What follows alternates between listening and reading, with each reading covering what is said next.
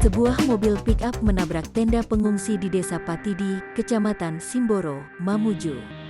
Pengungsi yang sementara terlelap tidur, kritis dan dibawa ke rumah sakit. Dari video amatir terlihat sebuah mobil pick-up yang memuat jahe, menabrak tenda pengungsi di Desa Patidi, Mamuju. Saat itu, penghuni tenda atas nama Adriana bersama 2 orang anaknya, sedang tertidur lelap di tenda depan rumahnya. Warga yang menyaksikan kejadian ini berteriak histeris. Mobil pick-up yang berangkat dari arah Palu menuju Makassar, lepas kendali dan menabrak tenda pengungsi. Akibatnya, Adriani mengalami luka di bagian leher dan dilarikan ke rumah sakit, sementara kedua anaknya hanya mengalami luka lecet. Peristiwa ini kini ditangani Satuan Lalu Lintas Polres Mamuju, sementara mobil pick-up dan supirnya kini menjalani pemeriksaan oleh pihak kepolisian. Ya mungkin sopirnya mungkin terlalu kecapean Pak dari Palu, jadi mengantuk ya, sehingga menabrak tenda pengungsi.